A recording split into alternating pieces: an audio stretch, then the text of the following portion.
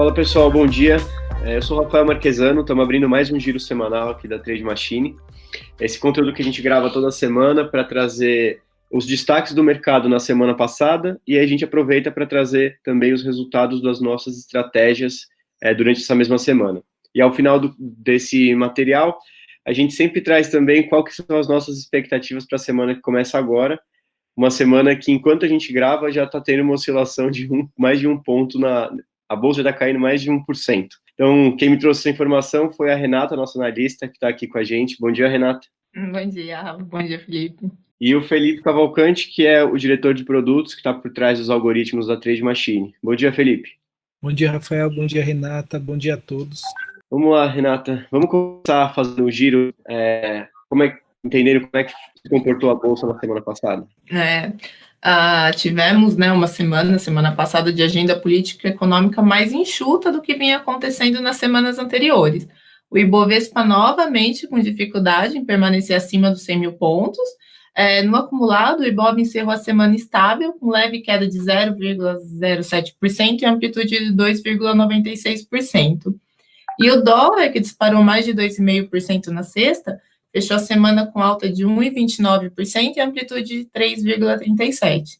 Esses resultados negativos, Rafa, eles aconteceram principalmente pelas incertezas quanto às políticas fiscais, mas, assim, não teve grandes novidades nesse período, foi mais essas dúvidas que vêm se acumulando. Perfeito. Quando a gente olha, então, para o mercado externo, quais foram os destaques na semana passada?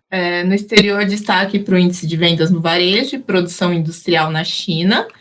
O índice de vendas no varejo, ele retomou os níveis pré-pandemia e o índice de produção industrial chinesa também apresentou um bom ritmo de recuperação, com alta de 5,6% na comparação anual. Nos Estados Unidos, tivemos o FED, que manteve os juros entre 0 e 0,25 ao ano e revisou para cima as projeções de crescimento da economia dos Estados Unidos. De acordo com o Banco Central, as taxas de juros devem permanecer próximas de 0 até 2023, só que, apesar dessas projeções positivas, o tom meio pessimista adotado pelo FED a respeito das dificuldades que envolvem aí a recuperação econômica desagradaram um pouco o mercado. E finalizando aqui, passando para o Reino Unido, foi divulgados os dados de venda do varejo, o resultado acumulado do ano também veio acima das expectativas e aponta aí para uma recuperação mais rápida da economia europeia.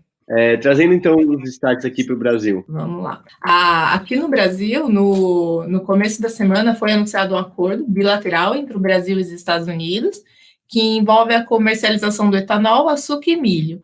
Essas discussões devem durar aí por uns 90 dias, e enquanto o acordo não é finalizado, o Brasil prorrogou a isenção de impostos do etanol norte-americano. O presidente Jair Bolsonaro também declarou que encerrou as discussões acerca do programa Renda Brasil. O programa era visto aí como um substituto do Bolsa Família, e o problema é que não houve um consenso por parte do governo de onde ia sair esses recursos. A equipe econômica até chegou a sugerir congelar as aposentadorias para viabilizar o projeto, mas a ideia não foi bem aceita, tá? Essas declarações, elas geraram novos ruídos aí no mercado sobre atritos envolvendo o presidente e o ministro Paulo Guedes. E, por fim, mas não menos importante, o Copom manteve a taxa Selic em 2% ao ano, que já era esperado pela maioria. Ainda em linha com a última reunião, o Banco Central reforçou que não há intenção de elevar os juros enquanto as perspectivas de crescimento econômico não melhorem. A exceção se daria por um aumento na inflação ou em virtude de algum problema envolvendo a política fiscal e o teto de gastos do governo. Perfeito. Você falou que não foi uma semana cheia de eventos, mas aqui sim tiveram coisas que impactaram bastante, né? Você falou bastante tempo, ou seja, mesmo as semanas com pouco movimento, tem bastante evento acontecendo aqui, né? Vamos lá, Felipe. E nessa semana, como é que as nossas estratégias se comportaram? Vamos começar pelas de day trade? Como é que as nossas estratégias de day trade se comportaram nesse mercado na semana passada? Maravilha, vamos sim. As estratégias como um todo, elas performaram negativo, né? Então nós temos o Plus de mini índice performando negativo, o Destiny performando negativo e o Flash de dólar performando negativo também. Né, a gente tem duas estratégias que chamam a atenção, que é o Plus de dólar com positivo em 0,83 e o Flash de índice com 2,21%. Mas dentro do nosso algoritmo de alocação, mais para frente, quando a gente for falar de portfólio, vocês vão ver que foi positivo. Então, nosso algoritmo de alocação ele conseguiu manter dentre essas opções, optar pelas que foram positivas, o que resultou positivo para os clientes. Legal. Bom, aí quando a gente passa então para aquele segundo grupo, as estratégias de arbitragem, qual que foi o resultado que a gente teve nessa semana? Bom, as estratégias, o cérebro de long shot ele performou negativo em menos 0,73, né? A gente tem 4 estratégias positivas, entre elas chama atenção BRDT e Rail, que foi positivo em 1,83, mas o cérebro ele performou negativo por conta de 2 setups da semana passada. E, bom, eu acredito que faz parte, né, do investimento em renda variável, e essa média, e ele mantém ainda uma média positiva desde o lançamento dele em 0,78%. Perfeito. O que a gente sempre traz na questão da formação de portfólios e agora dessa tecnologia do cérebro é que a ideia é a gente atenuar perdas, mesmo que isso aconteça, né? Por exemplo, a gente teve aqui um resultado positivo de 1,83 que a gente não entrou, mas a gente consegue fazer com que a gente tenha menor volatilidade ao longo do tempo nessas estratégias, né? A princípio aqui do cérebro é o mesmo da formação de portfólios, não é, Felipe? Exatamente. A única coisa que muda é que ele aloca ele verifica novas entradas e vai alocando o recurso mediante as novas entradas. A gente teve um cenário aqui da Bolsa com uma amplitude de 2,96% e fechando quase que no 0 a 0 a semana em menos 0,07%.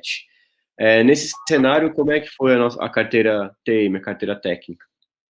A carteira performou positivo em 0,14, né? Porém, a diferenciação dela frente ao Ibov não foi muito ampla. Tá? A maior parte da carteira ainda escolheu ações da Blue Chips, né, que compõem o Ibov, e essa diferença se faz ao stock picking da nossa carteira técnica também escolher Small Caps.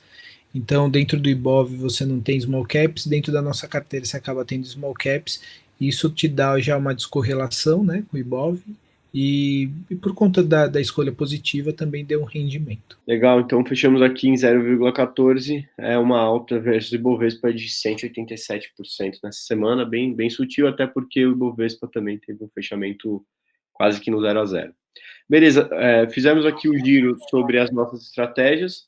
Agora vamos enxergar o resultado dos portfólios que são combinados dessas estratégias, né? Dentro primeira classe de portfólios que a gente tem são os portfólios de 10 a 20 mil reais, que são os portfólios exclusivamente de day trade. Qual que foi o resultado geral aqui, Felipe? A média foi de 0,54% na semana passada. Aqui foi graças à alocação mesmo, né, o algoritmo de alocação, que soube escolher ali dentre das opções mais flash de índice e plus de dólar ao invés dos demais. A gente tem aqui, dá para falar, o portfólio tem resultados que oscilam entre 1,1% a 0,31%, todos os portfólios positivos.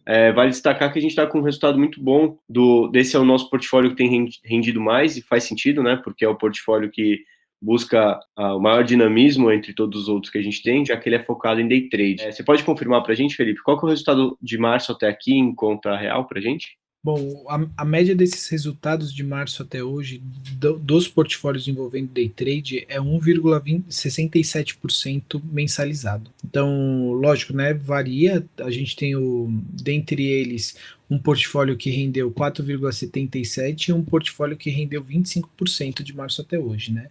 Mas, em média, 1,67% mensalizado nessa faixa de produtos, né? Beleza, o que a gente está vendo também depende, essa variação se dá também pela conformação do portfólio, não é, Felipe? Tipo, a gente tem portfólios de 10 a 20 mil que variam de moderado a agressivo.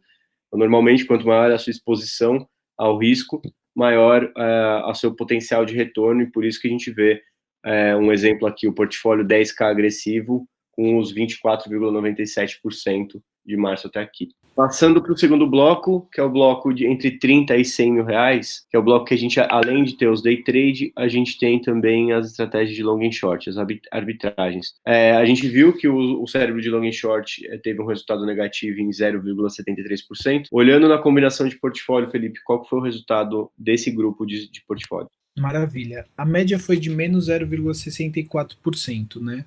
Ou seja, essa faixa de produtos ela é muito puxada, né? A rentabilidade maior vem do cérebro de long short, que foi negativo essa semana, né? Então, vamos falar assim, dentro da combinação, era para o cérebro ter resultado em menos 0,73, só que essa média foi puxada para baixo muito por conta dos demais produtos, que são os produtos de day trade, que performaram positivo. Então, a faixa girou em torno de menos 0,64. Menos 0,64, e aqui puxando também o resultado acumulado de março até aqui, a gente está com um resultado positivo de 0,57% mensalizado dentro desse grupo de portfólios. Passando para o último deles, que é os portfólios que colocam toda a diversificação entre tanto day trade como arbitragem e também a carteira TM, que são os portfólios de 150 mil para cima. Qual que é o resultado que a gente viu nessa semana? Bom, menos 0,51, né? Dentro dessa faixa, 1/3 compõe a carteira, né? Você vai ter depois desse 1/3 equivalente ao portfólio de 100 mil, né? Que tem a alocação de long short e day trade. Então eles performaram negativo em menos 0,51%. E nesse grupo de portfólios, o resultado acumulado até aqui também é de 0,6% mensalizado, certo? Exatamente. Olhando, então, o fechamento global, alocando em todos os nossos produtos, a gente tem per capita, né? Ou seja, se a gente olhar para colocar todos os produtos da Trade Machine que estão disponíveis hoje na plataforma, a gente precisaria de 1.125.000, significaria um resultado nessa semana de menos 0,46%. A gente sempre faz esse destaque aqui que o nosso objetivo é ter consistência de resultados, né? Mesmo tendo portfólios ali de 24% nesse mês, nesse ano a gente tem as variações, elas variam aqui no painel dessa semana de 1% positivo a menos 0,86% negativo. Então, isso é uma da essência dos nossos produtos, a gente trazer consistência e gerenciamento de risco, principalmente. Então, mesmo em semanas negativas, a ideia sempre é ganhar mais do que perder ao longo do tempo, e mesmo em semanas negativas, a intenção é que a gente perca de forma bastante controlada, em constantes valores de 2%, 1%, 0,5%, e construindo valor na carteira dessa forma. Bom, falei aqui um pouco, sempre aproveito esse momento para trazer um pouco do que está por trás da formulação dos produtos e da nossa forma de ver a aplicação de tecnologia para o mercado financeiro, mas falar dessa semana, eu vou abrir aquele momento da gente olhar para a semana que abre agora, como a Renata falou no começo do call aqui, antes da gente começar a gravar, já é uma semana que já está anunciando que vai ser bagunçada. O que a gente tem de agenda, na agenda política e econômica para a semana que começa agora? Essa semana promete uma semana difícil, né? Então, assim, o que a gente espera é uma continuação dessa tendência de correção do Ibov. Ainda para essa semana, ficamos de olho na agenda política norte-americana e também é esperado novos debates nos Estados Unidos a respeito do pacote de auxílio assistencial, Corona Voucher. E na Europa, atenção para os novos casos de coronavírus, aí alguns ruídos envolvendo uma nova onda de pandemia em Londres com risco de nova quarentena. Na agenda econômica tem discurso de Jeremy Powell, presidente do Banco Central americano, e esses discursos sempre mexem bastante com o mercado. Na terça, índice de PMI no Japão e também sai a ata de reunião aqui do Copom. Na quarta, índice de PMI na zona do euro e PMI dos Estados Unidos. Ainda na quarta temos o IPCA aqui, dados da inflação aqui do Brasil, e na quinta, divulgação dos dados do seguro-desemprego lá dos Estados Unidos. Perfeito. Felipe, alguma expectativa para essa semana nas tecnologias, nos nossos algoritmos, algum lançamento para você adicionar aqui para finalizar o giro da semana? A gente segue o plano, né, de daqui uma semana conferir os resultados vindo de um cérebro de day trade. Então, por enquanto, seguimos o planejamento de um futuro lançamento do cérebro de day trade. E nessa semana estamos mensurando, analisando, né, como que ele está se comportando. Perfeito, então. Então vamos ter uma semana agitada no mercado, vamos acompanhando aqui como sempre. Como a gente sempre fala também, se acontecer algum evento, a gente faz uma inserção extra com conteúdo novo, focado nesse grande evento que pode acontecer. Até hoje a gente não precisou fazer, né, Rê? Sempre estava dentro do previsto, inclusive dentro do planejamento, do gerenciamento de risco dos nossos algoritmos. Então, até hoje não houve essa necessidade, mas acompanha a gente aqui nas redes sociais e aqui nos feeds, porque se surgir algum evento desse, a gente faz uma inserção extra. Beleza? Por hoje é só. Obrigado, Renato. Obrigado, Felipe. Até a próxima. Obrigada. Tchau.